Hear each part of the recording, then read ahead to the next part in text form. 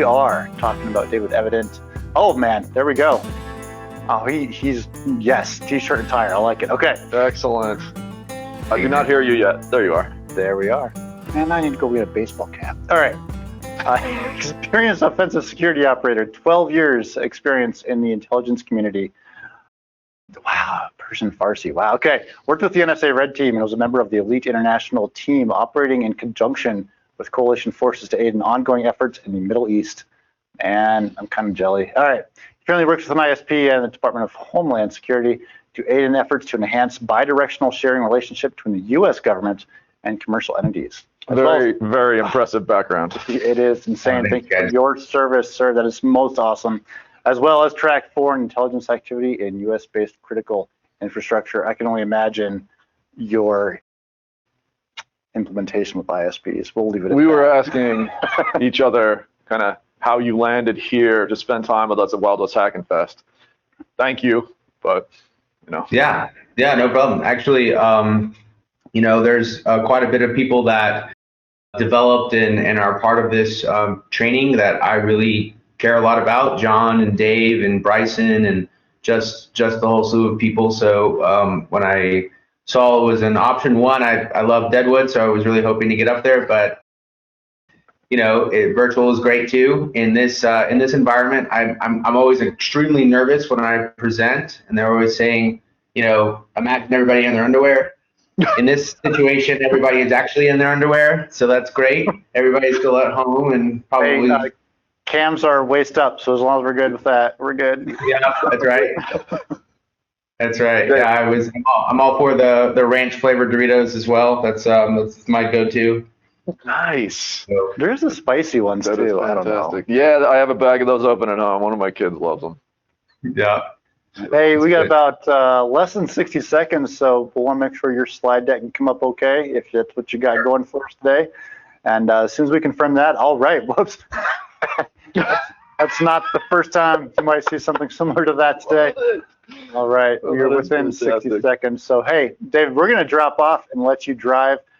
Looks like we got a couple more attendees coming in, so give it the last 15 seconds here, and then you can get going. Thank you so much. Very appreciate thanks, guys. Appreciate it a lot. All right, I'm going to go ahead and get started. My name is David Evenden, and I today am talking about a time that I spent overseas. They sort of gave a brief intro here just now, but just to talk about who I am.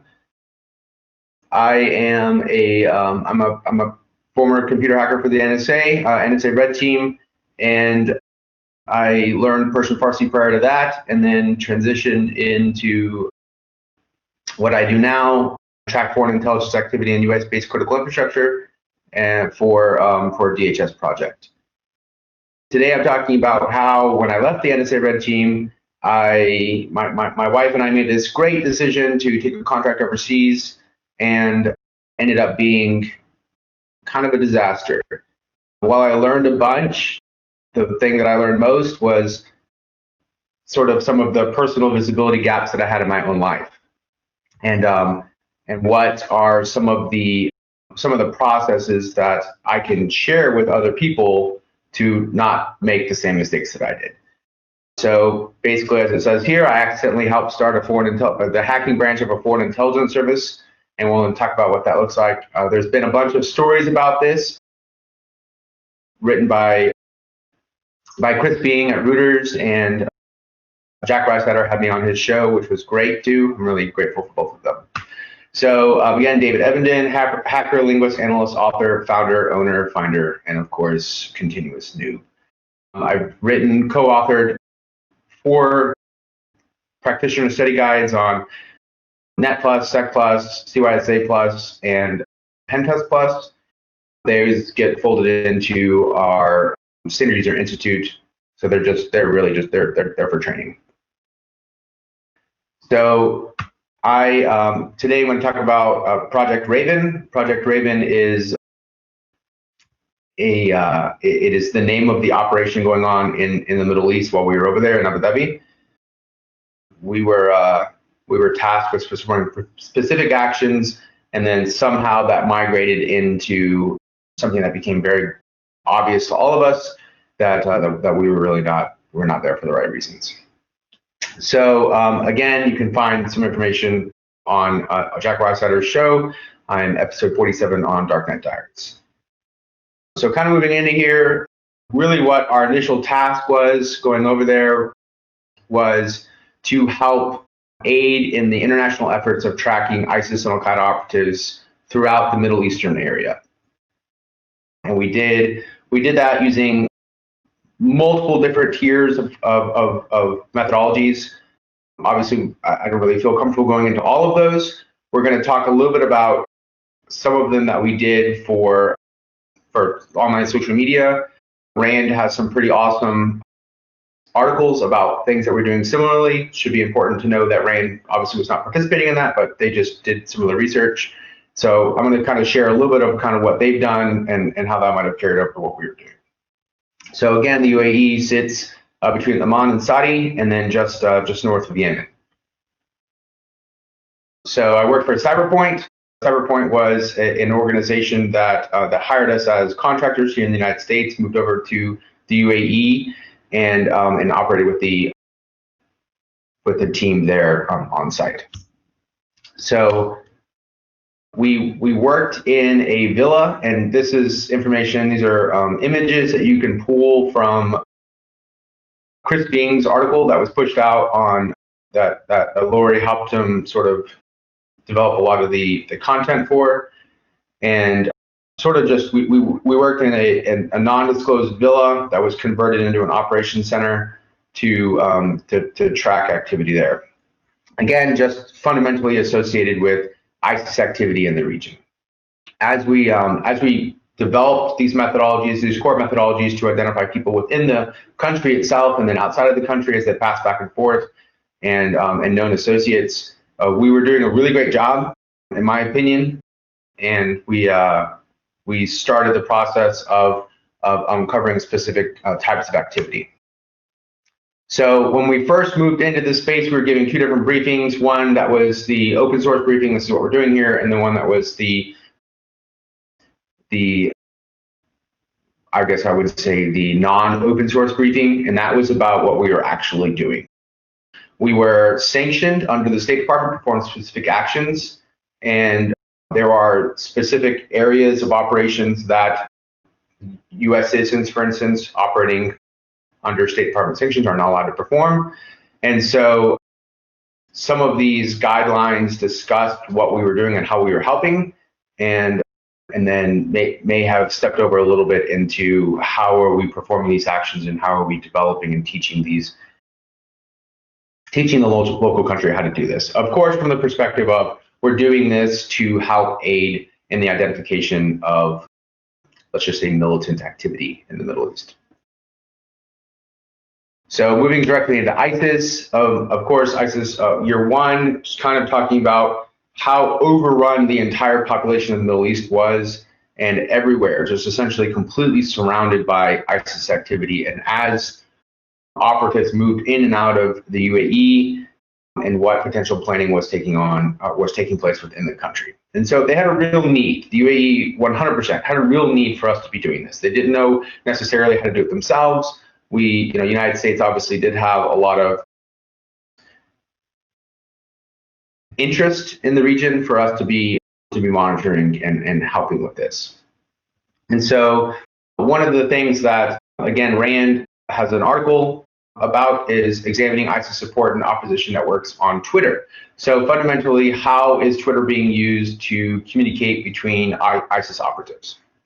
And a lot of their activity that they do and that they map out is very similar to what we were doing overseas. Of course, there's multiple different aspects of that. This talk is actually an abbreviated version. I can't go into a bunch of specific details just because I'm not actually sure who's on the other side of this, and so this is a little bit dumbed down.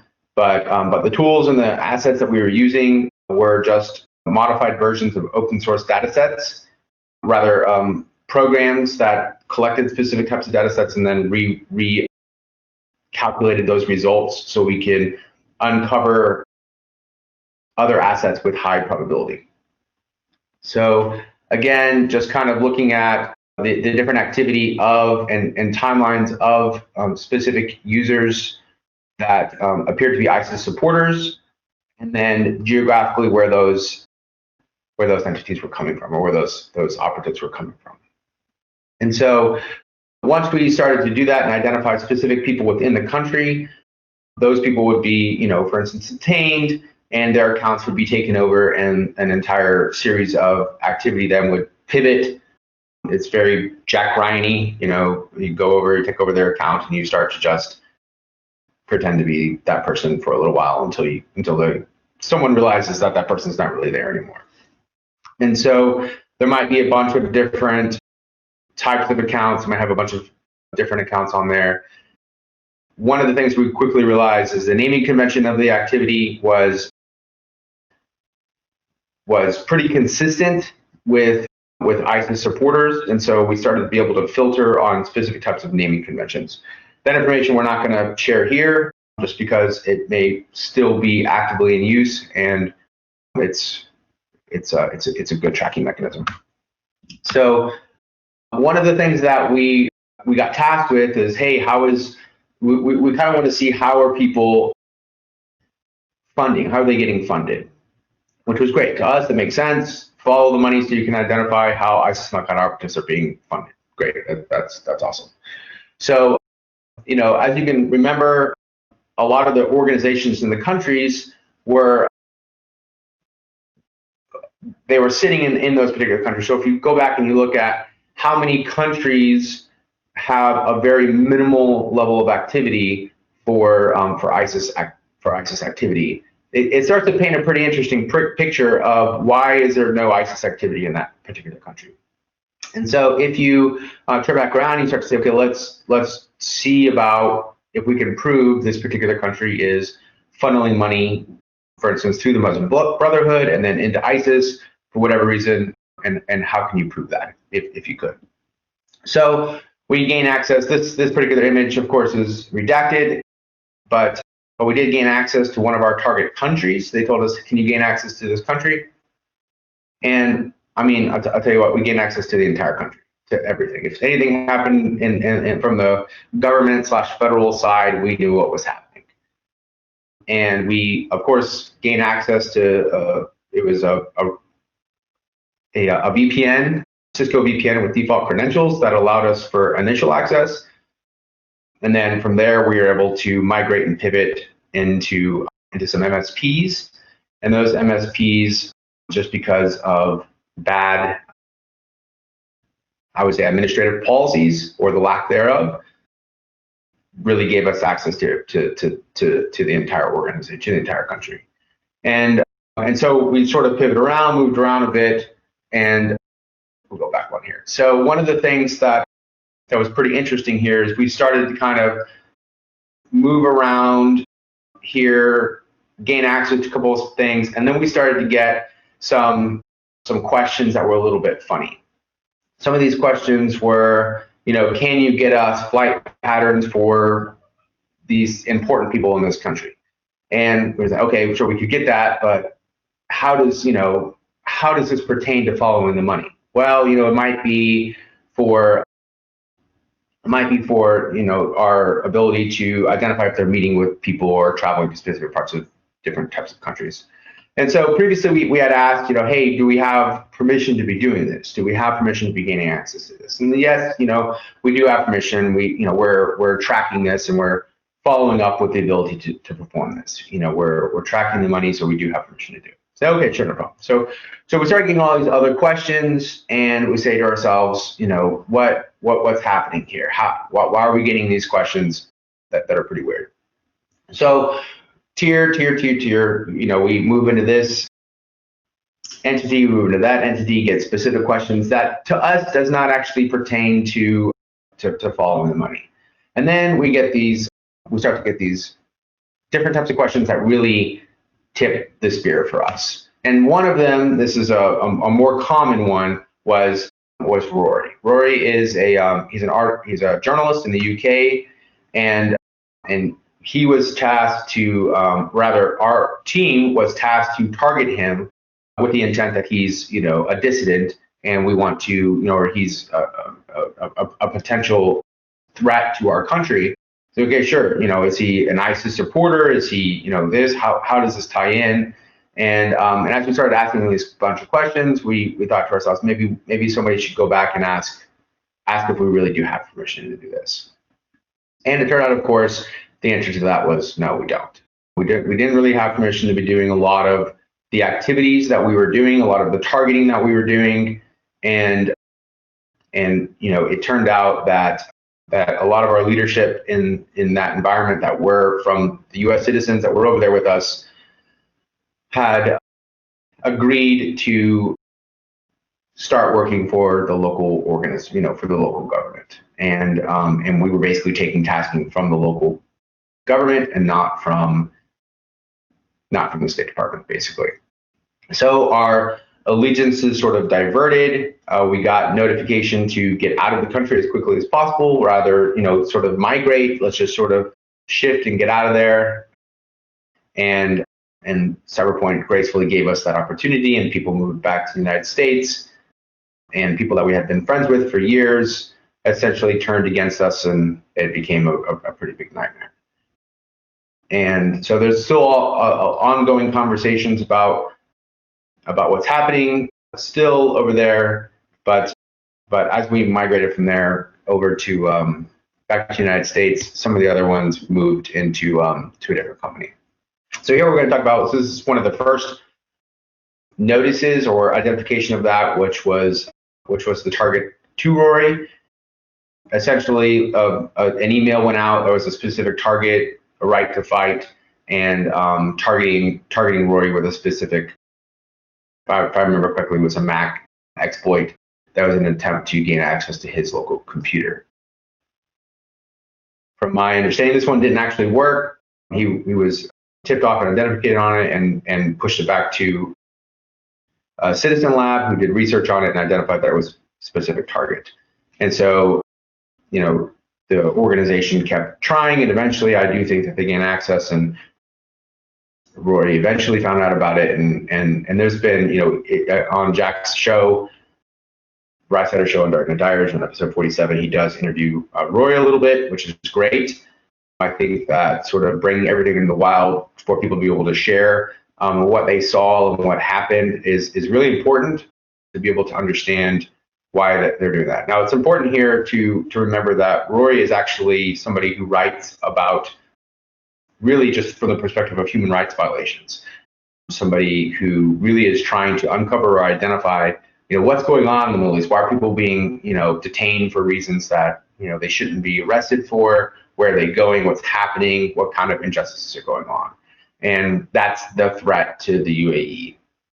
And of course, talking about this in this perspective, I know, of course, always, people always looking over your shoulder. So it is what it is. It's important to talk about how different countries are leveraging and doing this type of stuff, and what happens as a result. So again, here's a specific email that was pushed out and what the link looks like for a social engineering campaign against RORI. So very blanket, this document is secured, please enable macros to continue, so on and so forth. And then what the document looks like when it's opened. And at this point, if you've enabled macros and are seeing this, you have been gained access to. So again, kind of what we're back before, Intel requests started to deviate from our specific mission. And as we asked more and more questions, we realized that we really didn't have permission to be doing what we were doing. And the local leadership, I think, realized that we were asking too many questions and started to catch on. So they pivoted leadership into a different company, and they moved in over to Dark Matter. So Dark Matter is a cybersecurity firm with no links on their website. So there's no way to really task or do work with them, although they have sponsored Black Hat, sponsored a bunch of security conferences throughout the world, and RSA and so on and so forth. And I think it finally came out, that they're basically just a cover and a front for NISA, which is UAE's NSA. So that was sort of the major shift, is everybody from our company who wanted to stay in the UAE and take a bloated salary moved over to dark red, or everybody else went back home. We did our best to kind of share with people who may have been on the fence that really what you're going to be doing and what you're going to be asked to do is going to be in violation of your agreement with the United States. And some of them were optimistic, and no, that's not the case. We're not going to be doing that. We've been told we're not going to do that, and that's fine. It's being optimistic is good, but being naive is a little bit different. And so, the really terrible thing is a lot of these people are my friends. Even if I saw them today and I saw them on the street, we're not going to bust out and start punching each other. We're going to have a beer. Like, they're still my friends. It's just we sort of deviated in what we thought was okay. And I do have different thoughts about, some of them are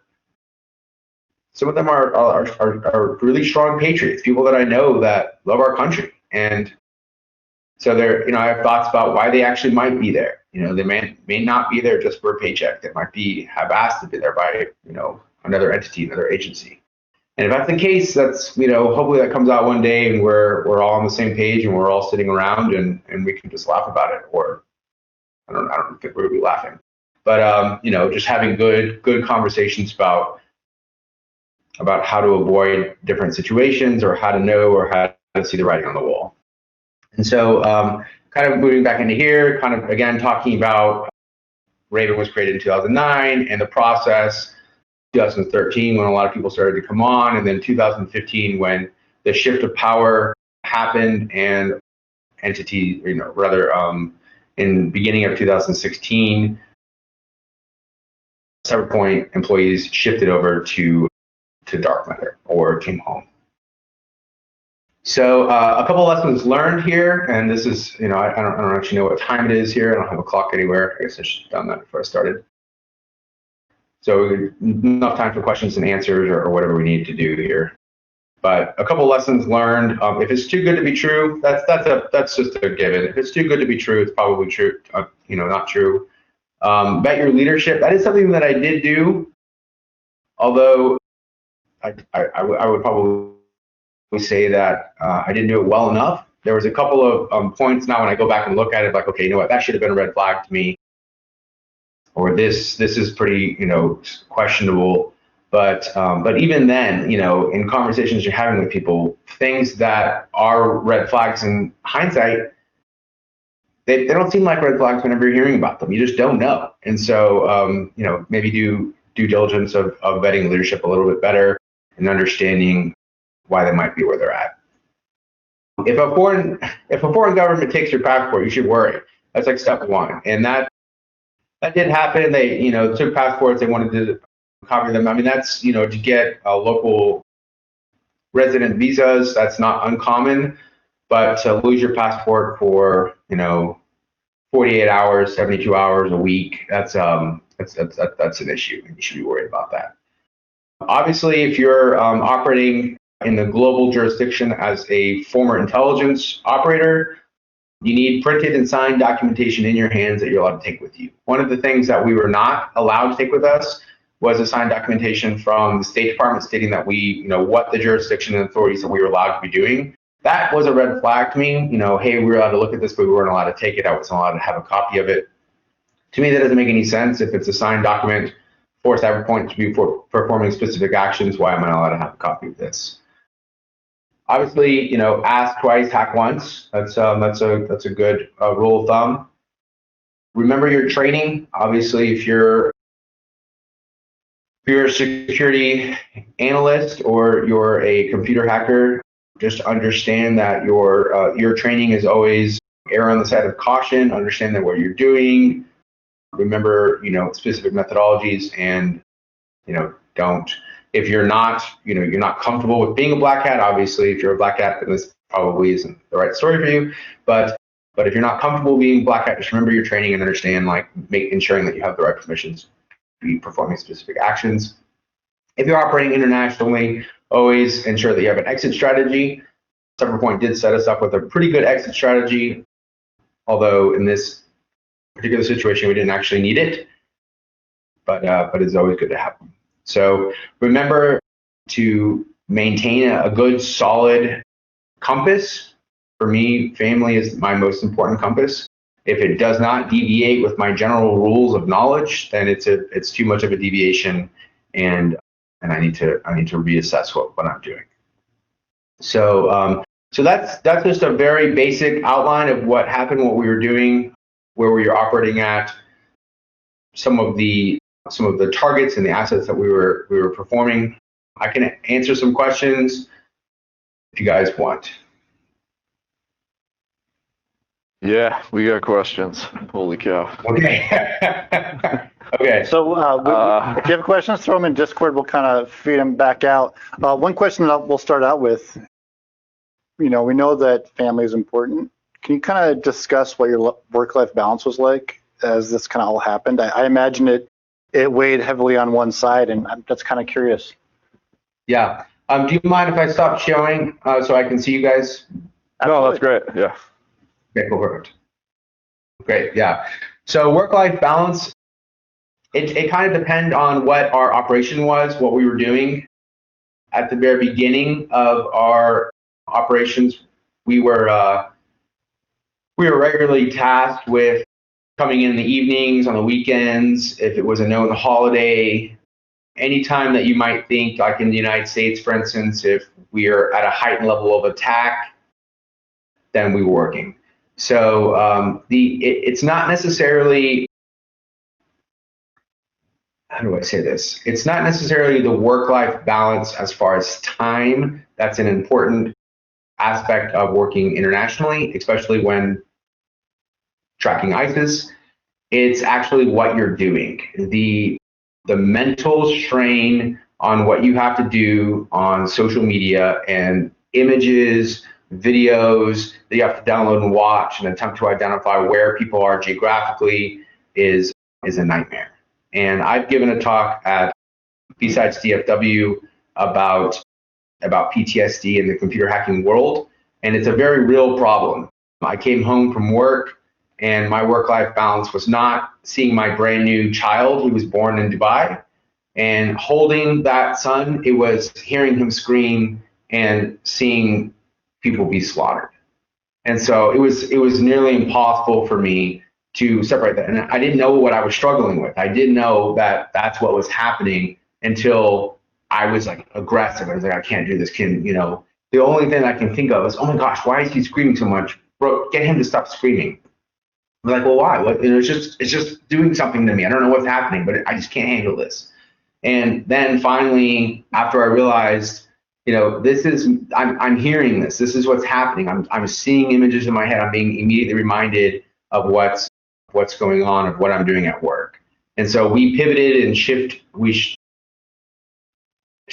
mean, that might be a word. We shifted kind of what we were doing on our specific desk, and someone was not doing that all the time. We now rotated into 8 to 10 day time periods of performing those actions. And then now you're not doing that for 6 to 8 weeks and going back. So, I mean, somebody still has to do it. It's still a process of what you have to do in that region to identify where people are being held and what's happening. It's just you have to ensure that you're in the right spot. And if you're not in the right mental capacity to perform those actions, then you're not the right person for that. This next question, I find amusing. Is it anything like in the movies? I guess that's kind of left open-ended, but I'll let you answer that one. Yeah, it's funny. It's funny watching, like, for instance, Jack Ryan. Like, everything that happens that's exciting in Jack Ryan did not happen in my life. But if you take out everything that's exciting, it almost is very similar. It's it's boring. You go to work, you're sitting on your desk, you do this, you do that. I'm not, we might be issuing capture requests for specific people or sending off identification for specific targets, but I'm not grabbing a gun and running out and chasing somebody. So, but it's it just kind of depends on what your level of exciting is as far as what you want to do.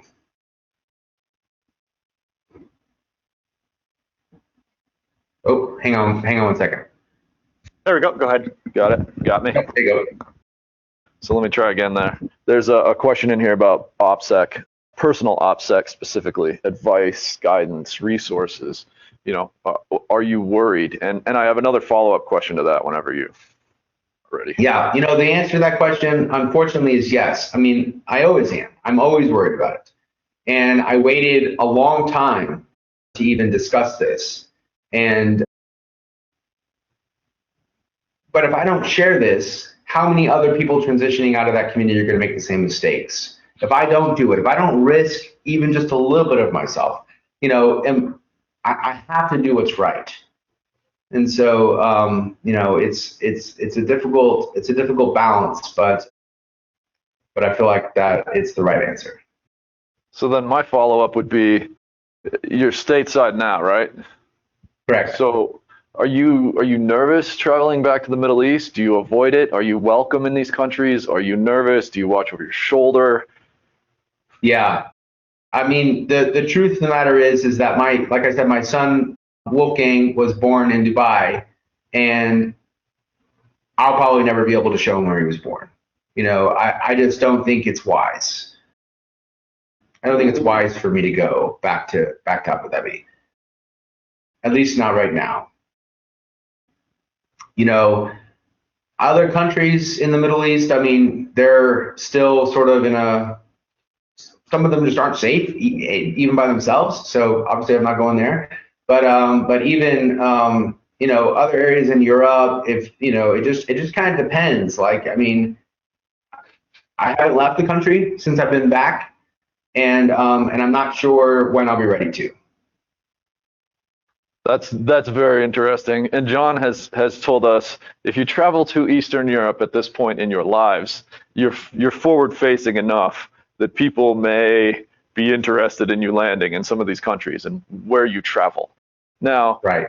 Do you have any advice on us keeping our personal lives more or less? Do we still keep sharing? Do we care? Do we want to reduce and maybe you have some advice on, or just some knowledge on what these foreign adversaries are doing in relation to American citizens as we travel overseas. Like, are there actual operations to come and find U.S. citizens, and like, are we targets internationally, I guess? Yeah, I mean, I can't answer that question. I mean, that sounds like a very, it's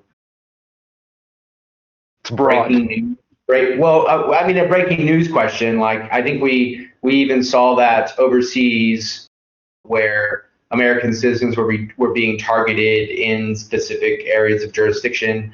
And I mean, there are some places where American citizens are always going to be targeted. That's always going to be true. But as far as a blanketed, are American citizens targeted? Are intelligence professionals targeted? The answer to that really is your level of access. What do you have access to, and how much of a threat and an impact are you to active operations? And if the answer is, like, for instance, right now, if that team hasn't shifted the embedded agents that they're using in their targets, then that's on them. You guys are idiots. Like, obviously, the FBI is gonna come to us and ask us a bunch of questions, and we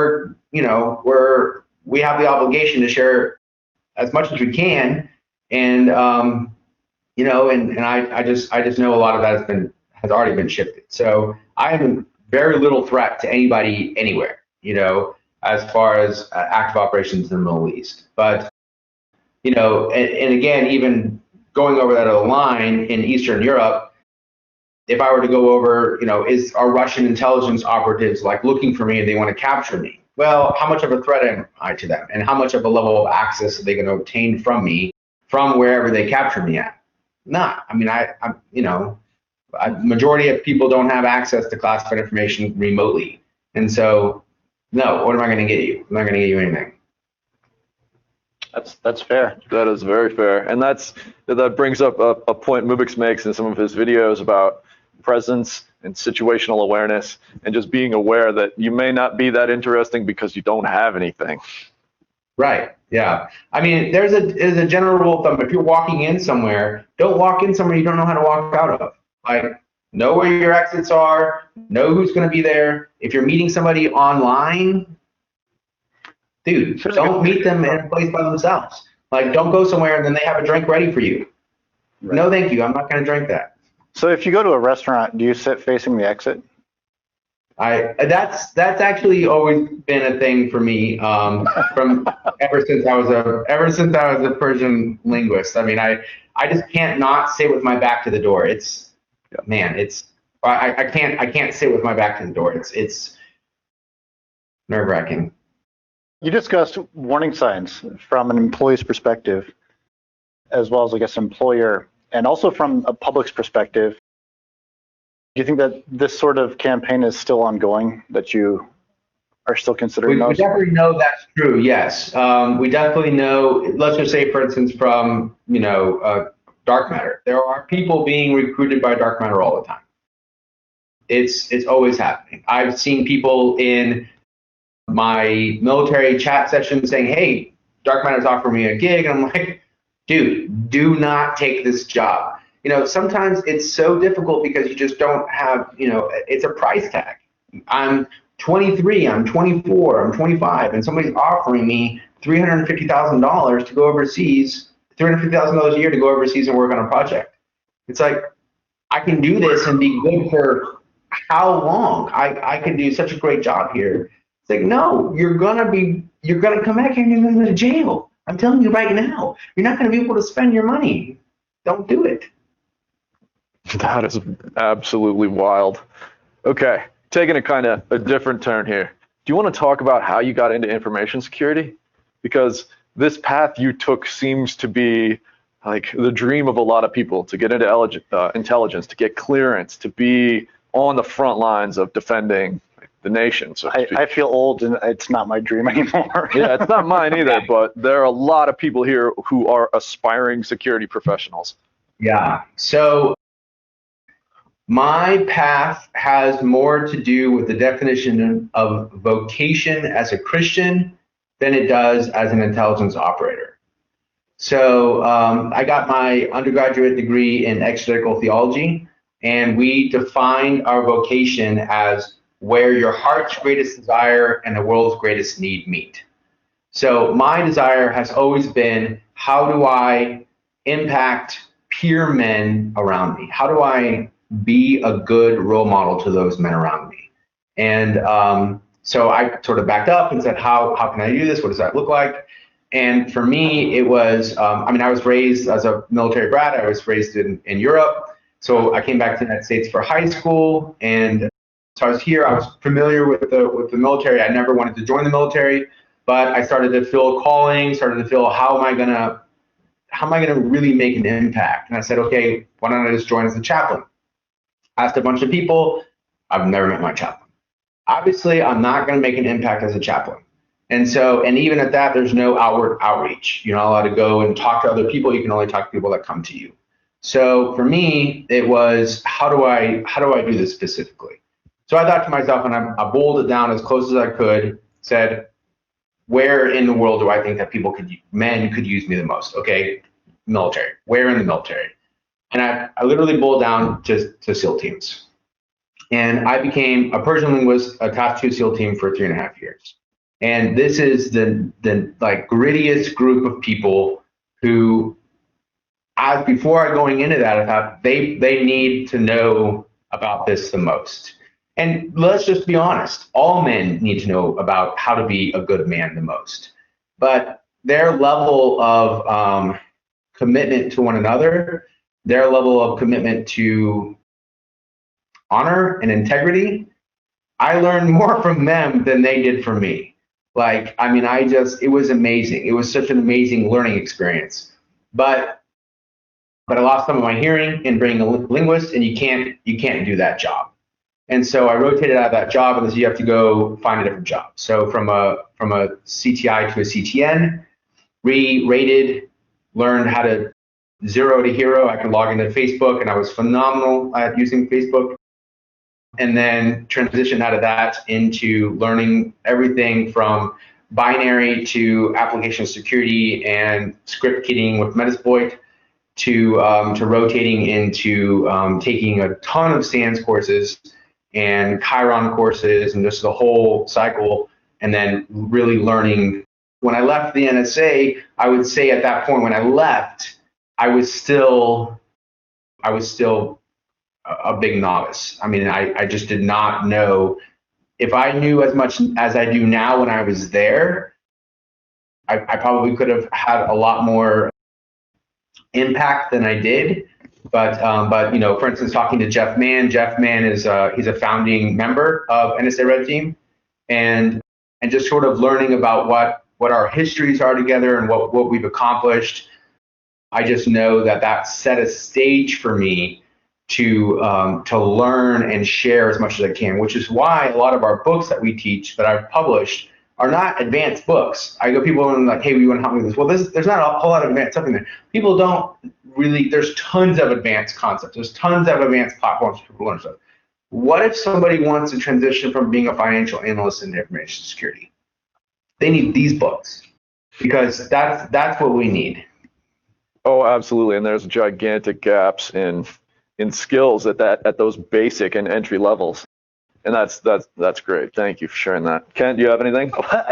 It made me think, like, I wonder if there's anyone in information security that says, I want to be a financial analyst. Yeah, I'm sure there's books. I'm sure there's books out of them. I do have kind of a follow-up question. It sounds like, what really drove you was very personal to you. But then looking at kind of where that drove you, I feel like maybe there was some ethical calls that you had to make. Did your ethics ever come into a place that you had to make tough decisions, either in your operations or maybe kind of when you came back or started working in the industry? Yeah, I mean, absolutely. So, and for me, the ethics conversation started with family. In 10, 15, 20 years, if I take this job with dark matter, where am I going to be? How is my son going to see me? And how are people going to describe me? Are they going to describe me as somebody I stayed over here? I decided at one point I came back to the United States, and now I don't necessarily know that I would feel like that the people over there are traitors. They're definitely not. They just are, they're operating in an area where I don't feel like we have jurisdiction as intelligence operators. And that to me just feels uncomfortable. Like they're still in an area of legality, and where legality and ethics comes into play, you kind of have to follow the rules. And so for me, the answer was yes. I mean, that's always been the case. How do I balance the ability to be a good father and a good analyst while ensuring that when it comes time for me to like go on a run beside them, that I can, one, and that they're proud to be running next to me. That's incredible. So we've got about 10 minutes left before we have to let you go. So if there are any other questions. Yeah, we've got another question here. Awesome. For sure. And mental health. Okay, we're not in, I would call it, we're not in a real like blood-soaked war zone. But we feel like as analysts, as defenders, that we are in a combat zone that's appropriate for the 21st century, right? We expose a service to the internet and it's under attack within minutes of exposing that. And so let's talk about sysadmins and the load that is on sysadmins at this point. Like all of our plates are full, more stuff is being added, we're always stressing out. Did you find a way to kind of relax after getting out of that? Or do you have a strict routine now? How do you keep yourself from re-escalating into like mental health dissolution, so to speak? Right. So really, I mean, the answer to that is how do you deal with stress? And unfortunately, the answer is not well. In my life, I've never dealt with stress well. So I used to call myself a Calvinist. We're not going to get into the theological interpretations of high-level discussions, but I sort of now I would call myself theologically reformed, and that basically means that I follow a series of guidelines and steps. And in the information security community, it's the same way. How do I follow a series of basic steps and guidelines to ensure that I'm not crossing over a line? And I just, like I said, I just wrote an article about something, and actually Jeff responded to that, kind of gave me a little bit of a critique. But really that is, what do you have? Where is it at? Who can see it? And that, like, what is the most critical, important aspect of what you have? Like, what's the keys to the kingdom of your network? And the keys to the kingdom are domain administrator. That's not it. Do you have proprietary information in your environment? Start there, secure that, and move backwards. The concept of assumed breach is a good concept because it removes stress. People are going to get in. All right. You know what? Once they do, can they access what you've been hired to protect?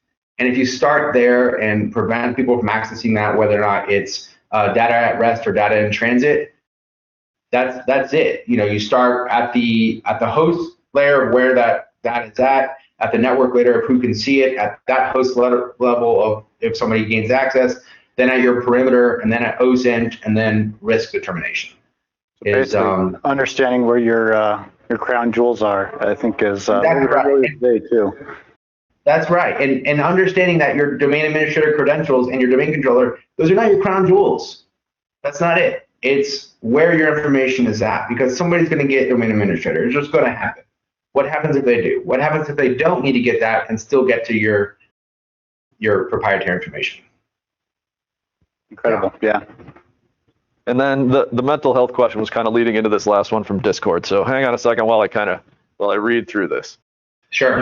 You've touched on this a little bit from a mental stress perspective. Did the detachment from the actual operations leave you with lingering stress after you left the Project Raven specifically? And do you have any advice for people dealing with not knowing what happened after the reports were sent and the slow realization of the reality of the situation? That's tough. Yeah, those are good questions.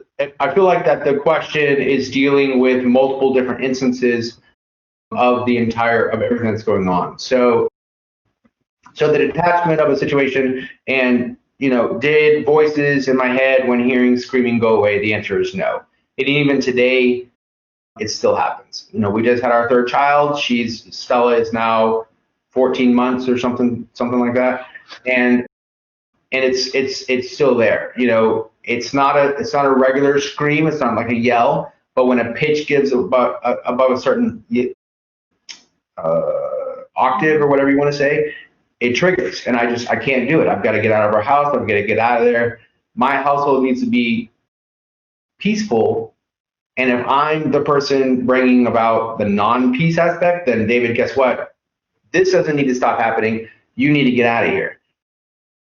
So that's an important, that rule right there is pretty important. If you're dealing with something that's causing you mental stress, that thing does not need to stop. You need to get out of that situation. That's your general rule of thumb in order to help with mental stress if you're dealing with something like PTSD. The concept and idea of, I delivered reports that got sent to somebody else that we essentially gave access to our, how do I say that? To U.S. partners, for instance. We gave access to their countries to the UAE. Do I feel guilty about that? Of course. If I didn't feel guilty, I wouldn't be here. Do I carry that with me? No, because I am not the person ultimately responsible for that. My leadership there, we put our trust in them. We said, you guys are running this. The owner of our company put our trust in them, and they basically betrayed us. They betrayed us as operators. They betrayed us as former NSA operators, and it's not on us. It's 100% on them. And there is that level, and somebody even posted online. I'm so grateful that he's talking about this because, hey, I'm just following the orders of my manager. That's true. That's what we were doing. We trusted that they have that permission. But what happens when you start getting questions and things don't add up? Like, do your due diligence. And once that happens, own that. If you make a big, pretty serious mistake, own it. Say, you know what? I did this. Guys, don't do this same thing. These are the steps you need to do to ensure you don't do it. Are you worried about extremism in the U.S. and the rise of extremism? So extremism is pretty blanketed. My assumption is ISIS and Al-Qaeda operatives Is that what they're talking about? I mean, I think since 2001, we've always been worried about that, but I have a feeling that we've taken some pretty good precautions of identifying methodologies to target and track that. Other types of extremism, say for instance, if you want to talk about recent and active extremism, that's not really my area of expertise, and I don't really have any thoughts. Sure. How about disinformation online? Were you involved in any of that in your efforts in UAE? No, I was not involved in the act of disinformation online, but I will tell you that it's huge. It's insane. It is insane. Again, not my area of expertise. So I think anything that I share about that is just going to be opinion. Yeah. That's interesting. Okay, Ken, what you got? Anything else? I think we're at about time. David, This has been fascinating. very much so. We very much appreciate you being with us today. Amazing. Thank you for your service. Thank you for keeping safe Americans. And definitely, we recognize that did not come free to you, and that was a cost to your personality and your person and your personal freedoms and your family. So we appreciate that, and thank you for your service. Of course, yeah. Thank you so much, guys, for having me on, and hope you have a great day. Yeah, you Thank too. you. David, thank you.